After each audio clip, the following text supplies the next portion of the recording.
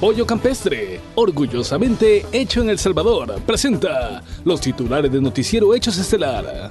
El día 14, el señor José Aquiles Enrique Raiz, Hugo Ernesto Blanco Raiz y Wilfredo Ernesto Gutiérrez Ayala salieron de Guatemala, ¿verdad?, en ese avión con esa matrícula el día 14. La Fiscalía General confirmó que el empresario Enrique Raiz huyó del país hace 17 días, 24 horas después que se ordenara su recaptura. Hoy fue presentada la acusación formal en contra de un capitán del batallón presidencial señalado de arrollar a un peatón en el Boulevard del Ejército. No vamos a aceptar la forma en que se están aplicando estos porcentajes. Vamos a acudir a las instancias legales correspondientes. Sindicalistas del sector salud acudirán a la Corte Suprema de Justicia para lograr que el 100% de empleados reciban el pago del escalafón. Tampoco descartan una huelga general. Pese a que el gobierno se ha declarado sin dinero para pagar las pensiones en la Asamblea Legislativa, sigue paralizado el debate sobre una reforma al sistema previsional. Por fin buenas noticias para los automovilistas. Le contamos cuánto pagará desde mañana por los combustibles. En Estados Unidos se levantan nuevas protestas en contra del presidente Donald Trump tras la firma del decreto que restringe el ingreso de personas procedentes de 7 países de mayoría musulmana. Muy buenas noches, ¿qué tal? ¿Cómo están? Mi nombre es Roxana Webb y estas son las noticias. El empresario Enrique Raiz, junto a otros implicados en el caso de corrupción, huyeron del país. Así lo confirman las investigaciones de la Fiscalía General de la República. En menos de 24 horas después que se le revocara la libertad condicional al empresario Enrique Raiz, este ya había huido del país. Así lo confirman las investigaciones de la Fiscalía. El 13 de enero, en un avión de su propiedad, Raiz, junto a su sobrino Hugo Raiz y el abogado Wilfredo Gutiérrez, escaparon de la justicia. La información ya fue compartida con Interpol. La información, ¿verdad?, que nosotros tenemos es que el día 14, el señor José Aquiles Enrique Raiz, Hugo Ernesto Blanco Raiz y Wilfredo Ernesto Gutiérrez Ayala salieron de Guatemala, ¿verdad?, en ese avión con esa matrícula el día 14. Esa es la información que tenemos nosotros, que nos ha llegado y que ya a República Dominicana, ¿verdad? Esos son los registros que nosotros tenemos. Douglas Meléndez también respondió a una demanda en su contra que interpuso en Suiza el defensor del empresario Enrique Raiz, el abogado Ulises del Dios Guzmán, por una supuesta persecución política. Aseguró que no se dejará amedrentar por este tipo de denuncias, además de arremeter en contra del abogado. Como el sistema no puede ser comprado, no puede ser manipulado, ¿qué es lo que viene?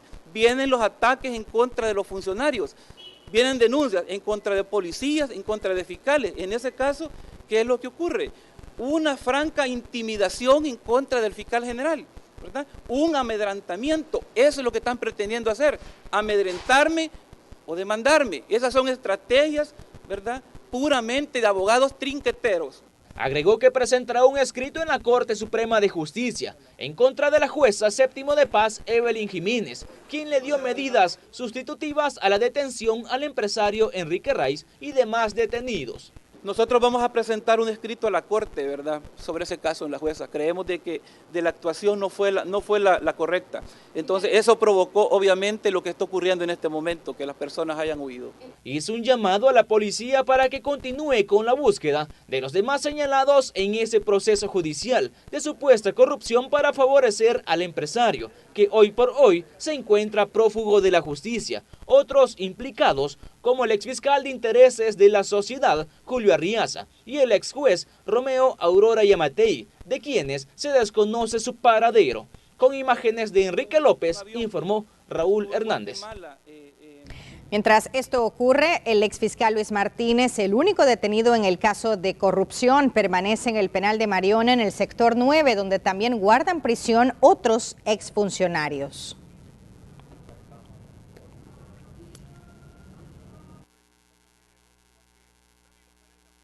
Y como parte de la operación Jaque, la Fiscalía General de la República inició el proceso de extinción de dominio de al menos 5 propiedades, entre estas un autotel ubicado en la carretera Troncal del Norte, registrado con el nombre de Nelson de Jesús Aguirre Calderón, quien se presume tiene vínculos con miembros de estructuras criminales, y otros 2 inmuebles en la ciudad Corinto Mexicanos. La operación Jaque se realizó el pasado mes de julio para golpear las finanzas de las pandillas.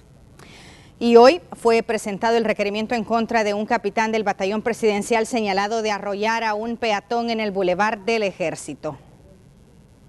La Fiscalía General de la República judicializó el caso donde un capitán del batallón presidencial atropelló a un hombre que no fue identificado la noche del 27 de enero. El Ministerio Público pide que el oficial siga detenido, a quien acusan de homicidio culposo. El requerimiento que se está presentando ahorita es solicitando una instrucción formal con detención provisional, ¿verdad?, en contra de la persona que sabemos que cometió el delito de homicidio culposo el día viernes por la noche. Pero precisamente por eso se procedió a la detención del señor, porque sabemos que de acuerdo a la ley del FONAT, toda persona que se quede en el lugar de los hechos después de un accidente de tránsito para auxiliar a la víctima, pues no es detenido, ¿verdad? Pero en este caso eso le perjudicó a él como para que procedieran a su captura. La parte acusadora actuó de oficio en contra del militar y asegura que no se tiene ningún tipo de presión por tratarse de alguien que trabaja en casa presidencial. Además, señalan que probarán ante el juzgado segundo de paz de Soyapango que conducía a excesiva velocidad mientras se dirigía a dejar a otras personas que también trabajan en la casa de gobierno. ¿Verdad? Hay suficientes elementos de que esta persona, debido a la excesiva velocidad que llevaba, fue que no pudo detenerse y pues colisionó con esta persona, ocasionándole la muerte en el... Sin embargo, el hecho de que esta persona del sexo masculino que no ha sido identificada esté en medicina legal y no han aparecido parientes de él, pues eso hace más difícil la situación. El capitán continúa bajo custodia policial mientras espera la audiencia inicial en su contra, que podría desarrollarse este miércoles en horas de la tarde. Este es el segundo caso donde una camioneta del batallón presidencial es vinculada en graves accidentes de tránsito. Este es un informe de Inmar Batres. Y el director de la Policía Nacional Civil rindió un balance de la operatividad policial durante su primer año al frente de la institución. Las cifras en el inicio del 2017 son satisfactorias, dijo. Los homicidios solo en este mes representan una reducción de más del 60% al comparar las cifras en el mismo periodo del año pasado. En números fríos, significa que hasta el fin de semana, 240 personas fueron asesinadas en el país versus 693 en enero de 2016. Cuando estamos cerrando prácticamente el mes de enero, tenemos una reducción del 65.4% de la tasa de homicidios diarios. Pero si hablamos en cifras globales, durante el último año en el que, por cierto, Jaguar Cotto ha estado al frente de la institución, se registran 1.938 homicidios menos, según estadísticas oficiales de la PNC. Sabemos que hay mucho camino que recorrer. Debemos ser autocríticos con nosotros mismos y aceptar que hemos cometido errores, pero que estamos en la ruta de hacer cambios para mejorar. Los números a favor, dice el director, se deben a la implementación, entre otras estrategias, de las medidas extraordinarias, las cuales, por cierto, siguen en discusión en el primer órgano del Estado, sin acuerdo para prorrogarlas un año más. Y esperamos que la Asamblea siga trabajando y considerando todo lo que sea necesario para obtener la aprobación de los $100 millones para fortalecer la infraestructura de la policía, la investigación científica del delito, la tecnología en general de nuestra institución. Estas cifras se suman a otras en el primer año de gestión de Cotto, en el que se han hecho efectivas 33.144 capturas, 3.651 armas incautadas y se decomisaron 10.383 kilos de droga, valorada en $245.1 millones. Los delitos de robo, hurto y extorsión disminuyeron significativamente. Con imágenes de Roberto Martínez, informó Antonio Valladares. Y la diputada del Partido Arena, Patricia Valdivieso, propuso el uso obligatorio del carnet de minoridad a partir de los 10 años. También que en el documento no aparezca el lugar de residencia y que sean las municipalidades las encargadas de establecer los costos. Que tiene 5 puntos importantes. Uno es que el carnet de minoridad será de obligatoriedad tenerlo desde los 10 a los 18 años. Segundo, la extensión será en la alcaldía del municipio donde reside este menor. Tercero, no se incluirá la dirección en este carnet que portará el menor, solo quedará en la ficha que quedará en las alcaldías. Cuarto, la base de datos de cada alcaldía será compartida con el RNPN para que se le pueda dar seguimiento para cuando saquen el DUI. Y el quinto es que el costo será determinado por cada alcaldía.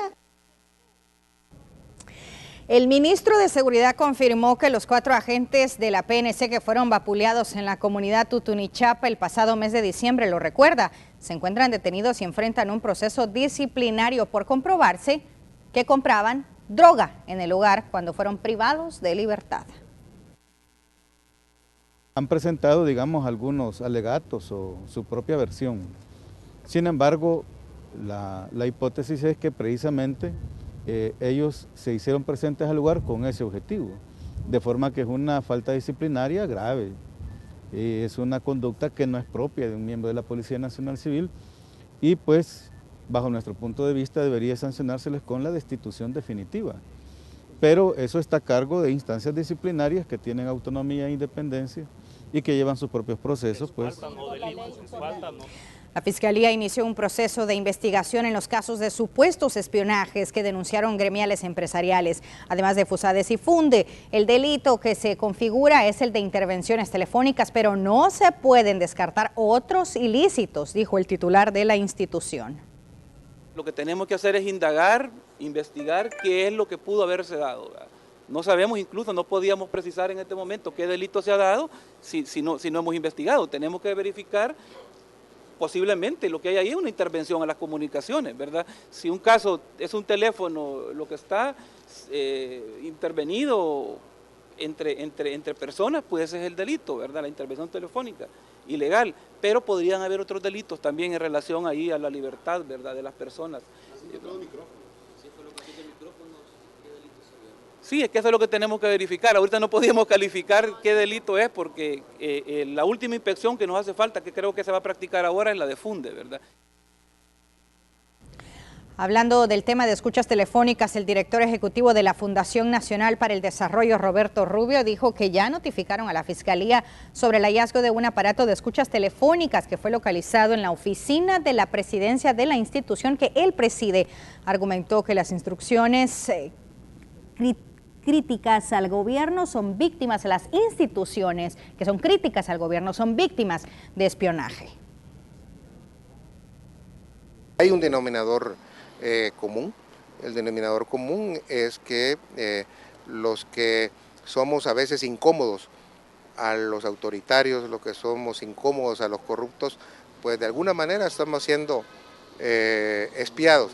Y en este caso están espiando a una organización mundial que lucha contra la corrupción y que lucha contra la impunidad, que es Transparencia Internacional. Nuestras críticas a la corrupción. El hecho que nosotros pues tengamos también una oficina anticorrupción, una oficina que ayuda al ciudadano a exigir información pública, ¿no? No hay duda que hemos puesto en incomodidad a muchos a sectores, a muchas personas que son los que justamente están detrás de esto. Y en la Comisión de Legislación, la Fiscalía rindió un informe de la utilización de centros de escuchas telefónicas el último año. Según el titular de la Fiscalía, se permitió la desarticulación de estructuras del crimen organizado, narcotráfico e incluso alcaldes involucrados en actos de corrupción. Les hemos informado que aumentamos el nivel, ampliamos los delitos. Básicamente en el año 2015, yo vine a informar, recién llegado a la institución el año pasado en enero, pero la mayoría de cosas que se informaron para el año 2015 fueron vinculadas o relacionadas con pandillas. De acuerdo a eso hemos visto que ha sido bien aprovechado y dentro de los parámetros de la ley, que dice que lleva control judicial e inclusive la Procuraduría de Derechos Humanos tiene que hacer una auditoría de los mismos. Y podemos ver los alcances, se han logrado alcances y se han logrado resolver situaciones delictivas, de naturaleza delictiva, con la aplicación de esta medida. Son las 8 de la noche con 15 minutos en el centro de San Salvador. La situación se ha mantenido tensa entre los vendedores y las autoridades. Nuestro compañero Víctor Mengíbar se encuentra en el lugar. Adelante, Víctor, te escuchamos.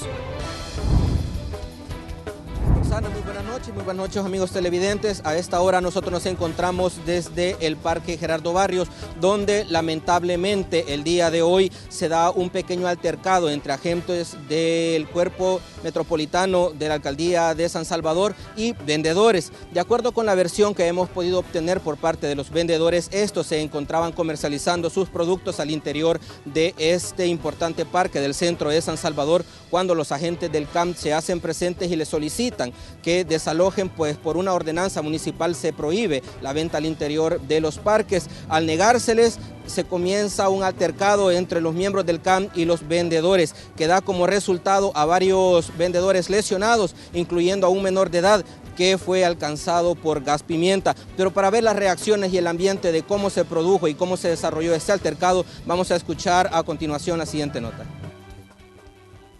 Actúan como que son animales con los vendedores ambulantes. A mi suegra, a él, a mi hijo le echaron gas lacrimógeno en la vista.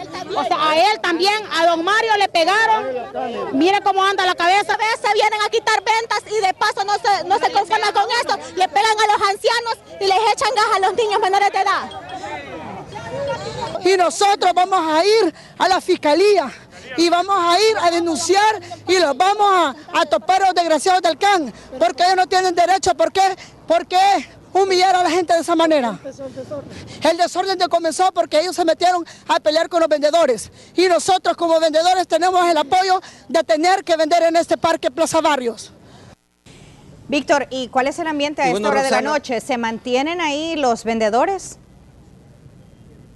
Bueno, a esta hora de la noche hay un ambiente de relativa calma. Al interior, para que ustedes puedan ver, al interior del parque no se encuentran vendedores. Sí lo hay en la esquina opuesta, en la esquina del Palacio Nacional. Hay algunas personas que todavía a esta hora de la noche, cuando puntualizamos las 8:17, se encuentran comercializando sus productos. Ya aquellos que protagonizaron este altercado ya se han retirado. Lamentablemente no se ha podido obtener la versión de los miembros del CAM y de la Alcaldía de San Salvador, por lo que se espera que en las próximas horas se pueda tener una reacción de la comuna capitalina. A esta hora de la noche, bastante tranquila, no hay agentes del Cuerpo Metropolitano tampoco, pocos vendedores, pero como lo repito, están afuera del parque del centro de San Salvador.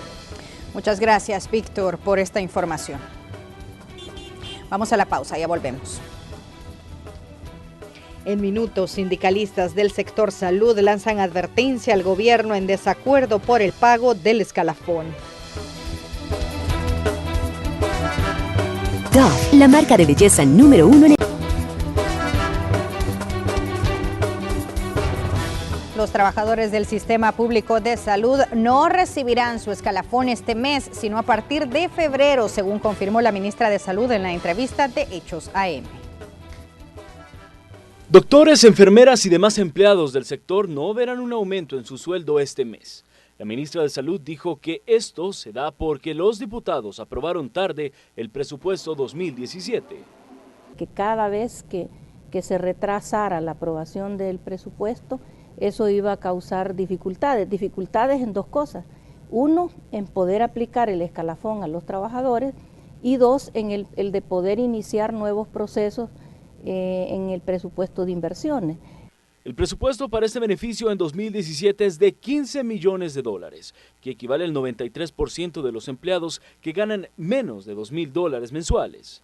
En detalle, se pagará el 5% del escalafón para quienes tengan un salario de $1,000 hacia abajo y 4% para quienes ganen de $1,000 a $2,000 mensuales. En total, estamos hablando de 27.500 empleados. Debo de decirle que este cálculo se hace en base al último salario, porque el escalafón no se calcula a partir del salario con el que entró, ¿verdad? Sino que es a partir del último salario. Este cálculo difiere a la ley del escalafón. En el artículo 12 dice que cada funcionario y empleado serán evaluados en 2 periodos dentro de categorías establecidas. 5% excelente, 4% muy bueno y 3% bueno. A esta calificación se le suma el 3% por antigüedad, dejando como resultado hasta 8% otorgado por ley. La ministra tiene claro este porcentaje, sin embargo dice que los fondos no alcanzan y aquí el mensaje es contundente para aquellos inconformes. Si alguien considera de que eso tiene un viso que no le parece, que no se cumple con la Constitución, nosotros creemos que sí. Analizando las cifras, si 15 millones de dólares es el presupuesto de salud para pagar el escalafón, ¿cuánto cancela el Estado por mes en este beneficio? Al dividir esta cantidad entre 12, el resultado es $1.250.000. Entonces, esta cantidad es la que no se le dará a los trabajadores en enero. Pero como la ley del escalafón no es retroactiva, este dinero quedará en las cuentas del gobierno. Por eso es que estamos, digamos, corriendo, ¿verdad? Para que podamos aplicar ya el inicio de la aplicación de los 15 millones de dólares que vienen para los trabajadores del Ministerio de Salud a partir del mes de febrero. Ahora Violeta Mengíbar le apuesta a reformar la ley del escalafón, que estipule un techo máximo de sueldo para recibir este beneficio y permitiendo que los que ganen menos reciban más y los que ganen más reciban menos. Este es un reporte de Armando Godoy. La reacción de los sindicalistas del sector salud llegó de inmediato tras la explicación de las autoridades de cómo realizarán el pago del escalafón este año. Dicen que no cederán hasta que se cumpla lo que por ley tienen ganado.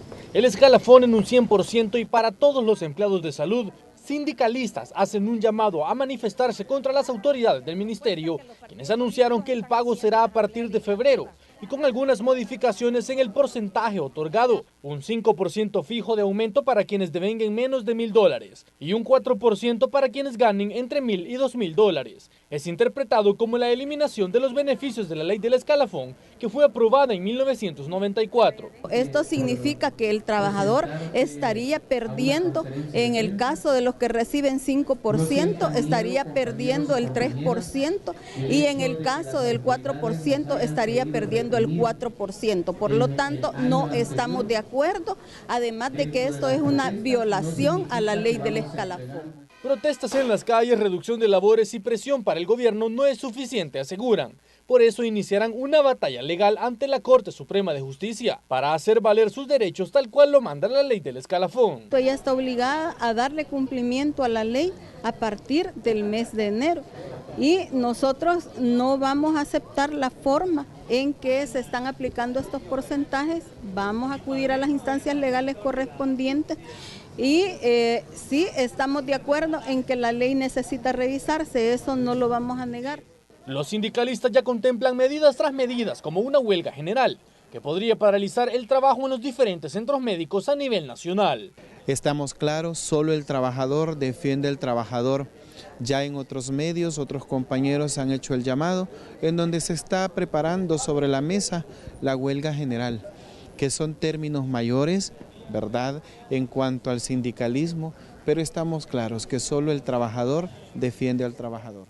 El 93% de los empleados recibirán el pago del escalafón y el ministerio estima que 1.800 quedarán sin el beneficio para el año 2017. Con imágenes de Gerson López, este es un reporte de Néstor Hernández.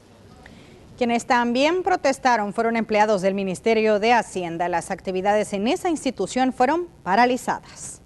¡Viva el sistema! Bloqueadas con pancartas. Así amanecieron las entradas a las instalaciones del Ministerio de Hacienda. Esta vez los trabajadores del sindicato de la institución denuncian la violación al contrato colectivo. Dicen que las irregularidades se han repetido por varios años sin tener una solución del ministro de Hacienda. El sindicato de trabajadores y trabajadoras del Ministerio de Hacienda este día se declara en suspensión de labores por una lista de cláusulas de nuestro contrato incumplidas. Las disculpas del caso pues, a nuestra población, a los contribuyentes. El Ministerio de Hacienda es uno de los que más se esmera por atender a sus contribuyentes, pero en este caso pues estamos diciéndole que hemos agotado la última instancia y por lo tanto lo único que le queda a la clase trabajadora es declarar suspensión de labores por violación al contrato colectivo del trabajo. Los sindicalistas aseguran que la medida se tomó tras no encontrar una salida a la situación con el ministro Carlos Cáceres. Nosotros hemos tratado de agotar las últimas instancias a través del diálogo, a través de la negociación, de la forma pacífica.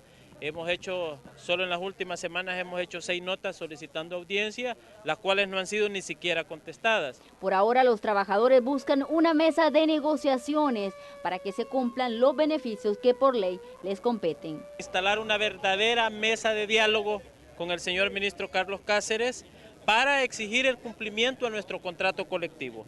Nuestro contrato colectivo desde hace 4 años viene siendo pisoteado. A la medida también se sumaron otros sindicatos quienes aseguran el recorte a las prestaciones de los trabajadores obedece a las recomendaciones hechas por el Fondo Monetario Internacional al gobierno.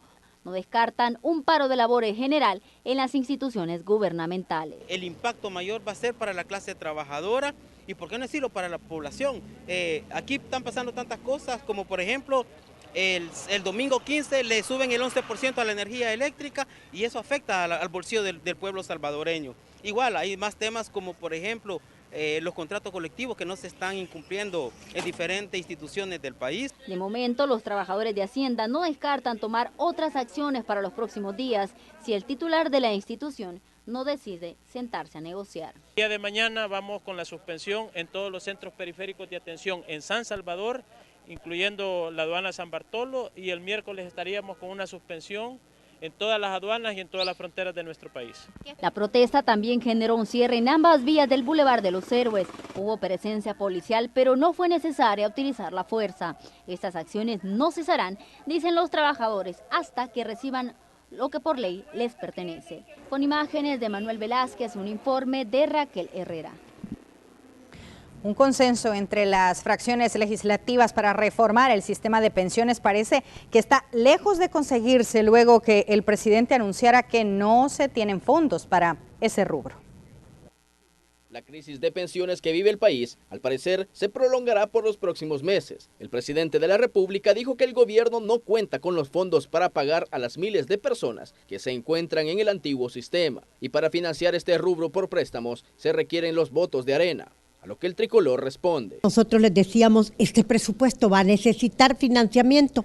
Nosotros estamos dispuestos a buscar cómo podemos financiar esto a través de un préstamo, pero no, ellos dijeron que no necesitaban de Arena. Entonces ahora que busquen a sus aliados para que les den los fondos que necesitan. El mandatario pidió a los partidos políticos que retomen el diálogo para una reforma de pensiones, propuesta que los diputados oficialistas reiteran que es urgente. Es urgente la reforma del sistema provisional, en tanto que el Estado no tiene recursos ni fuente de financiamiento para honrar después del primer trimestre de este año las jubilaciones de 172,000 jubilados y el sistema previsional también entraría en quiebra. Mientras tanto, los diputados de Gana que sí apoyaron la aprobación del presupuesto 2017, esta vez no podrían respaldar las propuestas del Ejecutivo. Pero tampoco porque nos diga el presidente que aquí terminó todo y que ya no tiene cómo pagar y nosotros a la carrera vamos a reformar la ley de pensiones, no lo vamos a hacer así y de alguna manera hay que hacer un estudio y tenemos que ser muy responsables en eso. Y si nosotros hubiéramos querido hacer las cosas que el gobierno dice, lo hubiéramos aprobado el año pasado, pero nosotros no estamos de acuerdo y no vamos a estar de acuerdo hasta que las cosas sean serias y sean legales. Una reforma al sistema de pensiones podría aprobarse este año. Sin embargo, primero el oficialismo y oposición deben de dirimir sus diferencias para continuar el diálogo. Este es un informe de Inmar Batres. El diputado René Portillo Cuadra presentó una propuesta de ley para la asignación de fondos públicos a entidades no gubernamentales. Entre la propuesta está que la Corte de Cuentas entregue finiquito al finalizar los recursos. Se van a financiar proyectos, no organizaciones, y que funcionarios no puedan ser beneficiados de los fondos. Hay 3 aspectos que son fundamentales en esta ley.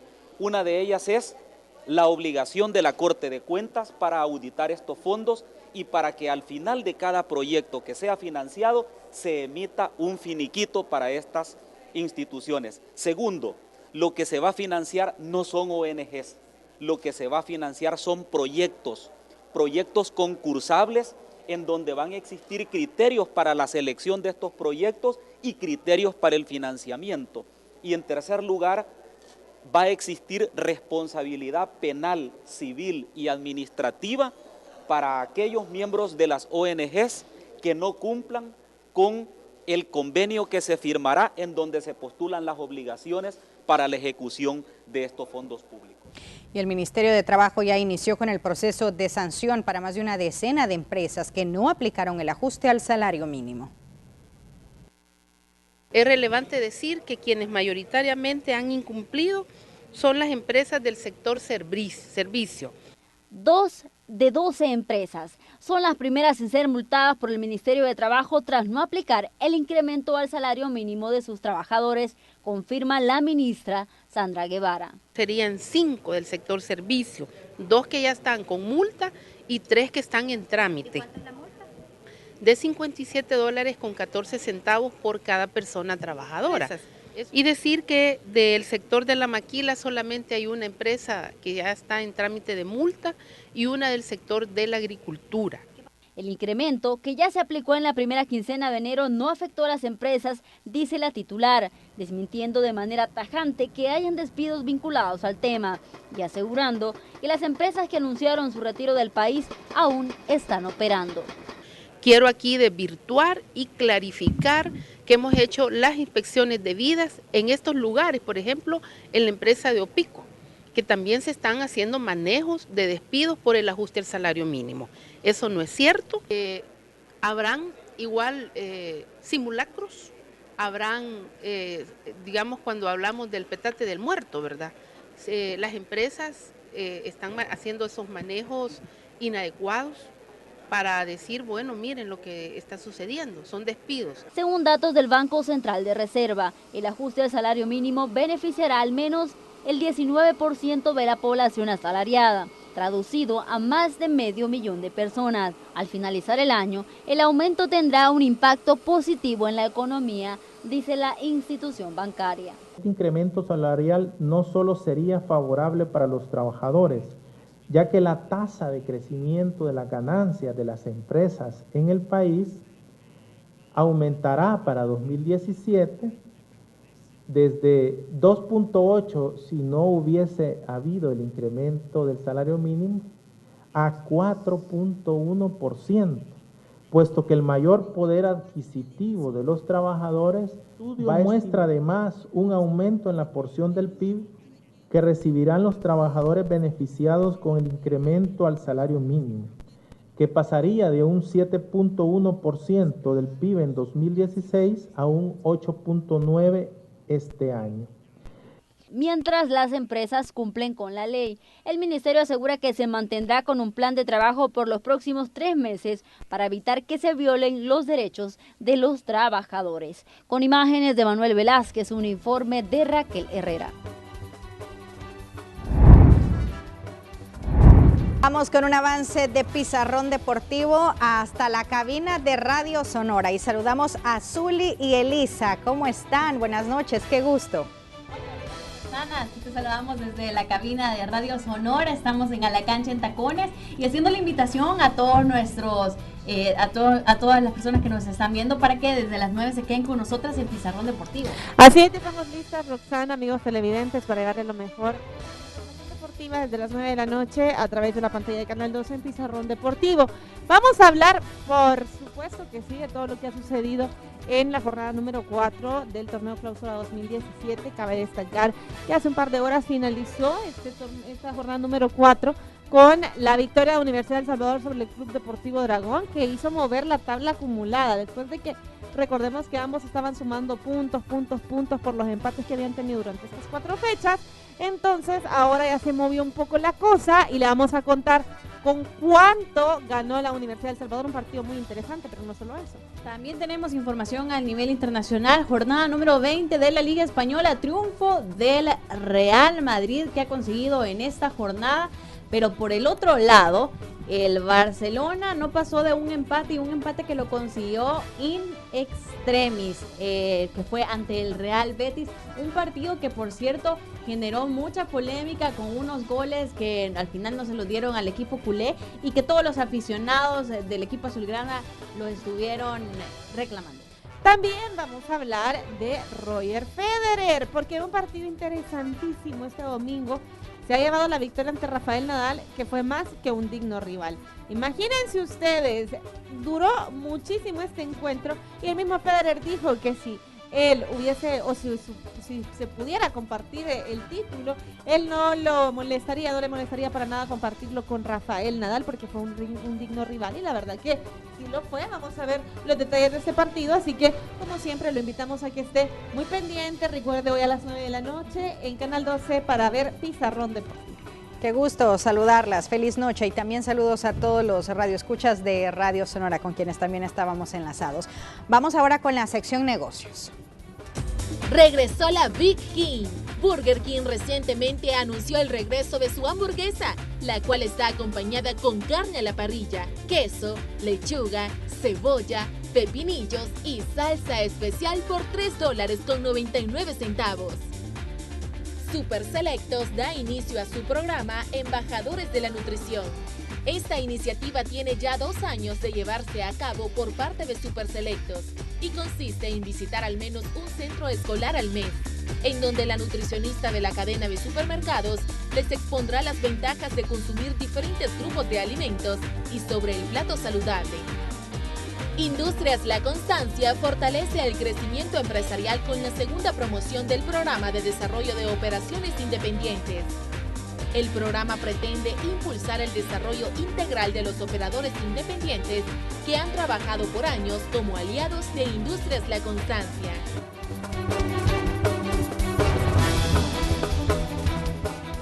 Este hombre debe de tener nervios de acero para dar de comer a las pirañas, sosteniendo con sus manos una cabeza de vaca sobre el agua.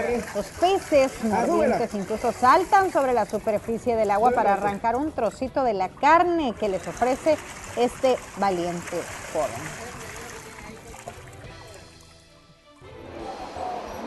En minutos le presentamos los nuevos precios de los combustibles.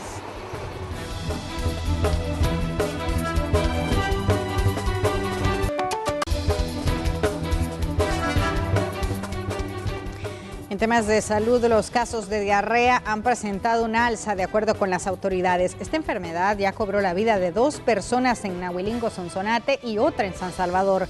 El año pasado fueron 9 víctimas mortales, lo que representa una reducción del 78%. En lo que va del año se reportan 27,000 casos de diarrea versus 15,135 que se contabilizaron en el mismo periodo del 2016. Recomiendan lavarse las manos antes de comer, después de ir al baño, y a las madres de familia vacunar a sus hijos contra el rotavirus. Un incendio consumió 8 puestos de venta entre la Iglesia El Calvario y el Mercado Central de San Salvador. El siniestro se registró durante la madrugada. Bomberos trabajaron para sofocarlo, pero las tareas se tornaron difíciles. Las pérdidas que calculan los comerciantes afectados son entre los $3,000 y los $4,000 cada uno.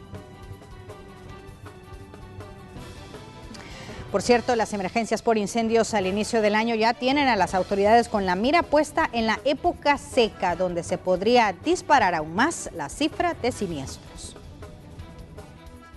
En los primeros 30 días del año, el Cuerpo de Bomberos ya atendió 329 incendios de diferente tipo a nivel nacional, un 95% más en el mismo periodo de 2016. De ahí que piden conciencia porque la mayoría son causados por descuidos de la población. Y esto básicamente está dado porque tenemos condiciones climatológicas que permiten que los fuegos se propaguen con bastante facilidad, con bastante rapidez. Obviamente que los incendios en nuestro país no se producen por cuestiones naturales, sino que son provocados por personas. Y esto es un llamado que estamos haciendo a nuestra población, el cambio de su conducta. Aún no llega la temporada seca y de vientos nortes que permiten la propagación de incendios en maleza, cañales y bosques. pero ya se quemaron más de 490 hectáreas forestales en 19 incendios. 64 más fueron en estructuras, 227 en maleza y 19 en vehículos. Así que hay que cuidar las conductas, sobre todo de quemar basura en esta época, por ejemplo, que hay mucho viento y vamos a tener cíclicamente vientos por lo menos hasta el mes de abril. Lanzar colillas de cigarro o hacer quemas agrícolas. Protección Civil hasta el momento no decreta alertas, pero sí emite recomendaciones para que la población evite más siniestros, que hasta la fecha ya cobraron la vida de 3 personas, entre estas un menor de 2 años y otro de 4 años en Chinameca, San Miguel. La revisión periódica de instalaciones eléctricas en viviendas, mercados y oficinas son de vital importancia para las autoridades, porque así se podrán prevenir desastres ocasionados por cortocircuito. Con imágenes de Gerson López, este es un reporte de Néstor Hernández. Vamos con la sección Economía al Costo con Crisia Recinos. Roxana, muy buenas noches. Los 5 mayores bancos de Estados Unidos aseguraron un importante crecimiento económico en América Latina y esto es muestra de las buenas expectativas para este año. El estudio dice que después de 2 años de contracción económica en la región, se observará una expansión promedio del 1.58%, mientras que los países Perú, Argentina y Colombia lideran el crecimiento en la región.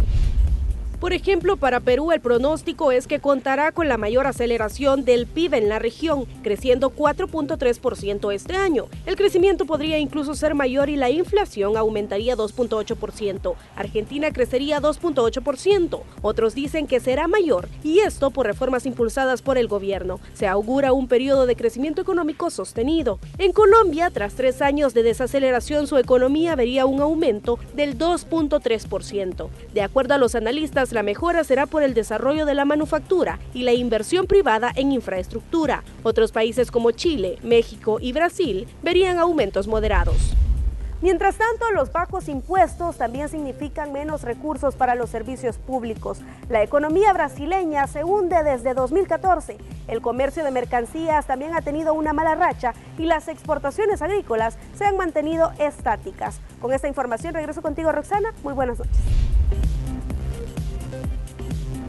Gracias, Crisia. Y más del 50% de los paquetes escolares han sido entregados a nivel nacional. A menos de un mes de haber iniciado el año lectivo, los paquetes escolares están a un 40% para ser entregados en su totalidad. Es decir, a 1.548 centros escolares se les han entregado útiles, zapatos y más de 200 ya cuentan con el primer uniforme. Vamos en avanzada con el primer uniforme y el par de zapatos que se les entrega y es producto también de los uniformes. Tiene mucho que ver lo que explicábamos acá al inicio. Los directores y directoras que esperaron hasta el mes de enero para tallar a los alumnos y a las alumnas van a tener probablemente un retraso de 15 o hasta un mes para que lleguen esos uniformes a los niños y niñas. Por ahora, los representantes de educación continúan supervisando los paquetes restantes. Esta vez fue en el Complejo Educativo Católico San Antonio en los Planes de Renderos, en el cual 1.076 estudiantes tendrán los insumos para continuar con sus estudios. Los cuales son de mucha ayuda para nuestros estudiantes y familia. Tengo 2 niños, me ayuda en lo que es los gastos, que siempre se gastaba, pero esto ya queda, digamos, para cuando se le va terminando el que ya le compré. En todo me beneficia. Nosotros no va a servir mucho, no va a servir mucho para estar aquí en la escuela, porque algunos zapatos aquí se avina bastante rápido. Aún hace falta terminar de saldar el compromiso adquirido durante 2016. Según Francisco Castaneda, el monto adeudado a productores de uniformes no supera los $5 millones. Nada más requerimos de los últimos 3 millones de 53.4 millones que tenía presupuestado todos los paquetes. Es decir, que es un mínimo. Los paquetes escolares para este 2017 beneficiarán a 1.300.000 estudiantes con una inversión de $73.5 millones, de los cuales 45.9 millones son en producción de los mismos. Con imágenes de Roberto Martínez, este es un informe de Marcela Rivera. Leves bajas en los precios de los combustibles anunció el Ministerio de Economía que serán aplicados a partir de mañana y durante los próximos 15 días. La gasolina especial disminuirá entre 2 y 3 centavos por galón. La gasolina regular bajará entre 5 centavos y el diésel tendrá una reducción de 1 centavo por galón en las 3 zonas del país. Los precios tendrán vigencia del 31 de enero al 13 de febrero. En minutos, protestas y reacciones en el mundo tras la firma de decreto presidencial que restringe el ingreso de personas de 7 países a los Estados Unidos.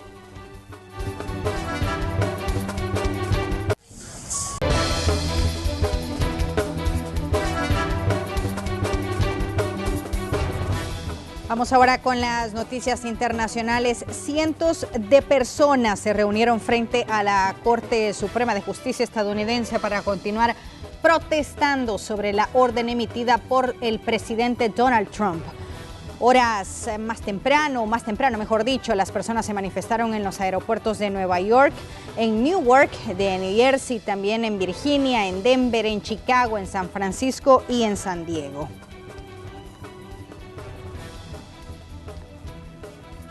Y la Casa Blanca respondió a las múltiples críticas que desató el decreto presidencial que restringe de manera temporal el ingreso de personas procedentes de algunos países. El periodista Gesell Tobías con el informe. El presidente Donald Trump y funcionarios de la Casa Blanca defendieron enérgicamente las restricciones temporales a la entrada de refugiados y personas de 7 países de mayoría musulmana que el mandatario firmó el pasado viernes mediante decreto presidencial. Ayer fue un día excelente en términos de seguridad nacional. Algún día teníamos que hacerlo y decidimos hacerlo ya. Durante un desayuno con empresarios en la Casa Blanca, el presidente desestimó las quejas sobre los problemas en los aeropuertos y aseguró que solo 109 personas de 325,000 fueron detenidos para interrogarlos. Sean Spicer, portavoz de la Casa Blanca, también sostuvo que las acciones del mandatario no deberían sorprender a nadie, ya que se trata de promesas de campaña. La medida responde como parte de las promesas de campaña del presidente y ahora está haciendo exactamente lo que dijo a los estadounidenses que haría. El vocero de la Casa Blanca también aseguró que el mandatario está decidido a tomar todas las medidas necesarias para garantizar la seguridad nacional. Vamos a poner la seguridad de los estadounidenses primero. No vamos a esperar y reaccionar. El presidente estará muy proactivo a la hora de proteger este país. Él hará todo lo que esté en su poder para detener todas las amenazas que enfrentamos. No obstante, indicó que la medida firmada por el mandatario no intenta promover masivas deportaciones. Esta acción no intenta deportar personas. Tiene que ver con cómo procesamos a quienes entran al país y detenerlos hasta que podamos comprobar si buscan o no causarnos daño. Gesell Tobías, Voz de América, Washington. Y en información de última hora relacionada siempre con temas internacionales, específicamente en los Estados Unidos, el presidente Donald Trump ha destituido a Sally Yates como fiscal general de Estados Unidos tras su oposición al veto migratorio. Así que repetimos, Donald Trump ha destituido a Sally Yates como fiscal general de los Estados Unidos tras su oposición al veto migratorio. Vamos a ver otras informaciones de carácter internacional en la siguiente cápsula, gracias a Infobae. La Corte Suprema de Brasil convalidó las confesiones de los ex ejecutivos de Odebrecht que comprometen a decenas de políticos. Las denuncias podrían alcanzar al presidente Michel Temer y a funcionarios de otros países. Asesinaron al terrorista del ISIS que decapitó a más de 100 personas. Abu Saif fue apuñalado cerca de Mosul por un grupo no identificado. Un campeón olímpico quedó varado por el decreto de Donald Trump. Mo Farah nació en Somalia, cuenta con ciudadanía británica y vive en Estados Unidos desde hace 6 años con su esposa y 4 hijos. La nueva medida le impide regresar tras viajar al Reino Unido. Murió a los 91 años el padre del Pac-Man. Masaya Nakamura fue el fundador de la empresa de videojuegos Namco, fusionada en 2005 con Bandai. El popular juego se convirtió en el más exitoso del mundo.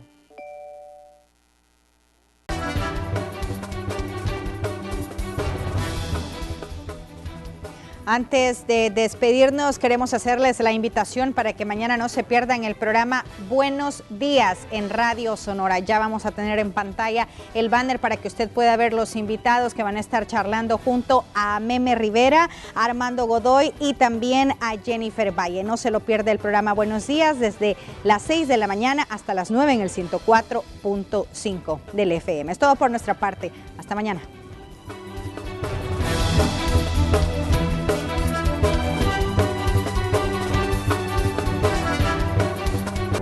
Los padres de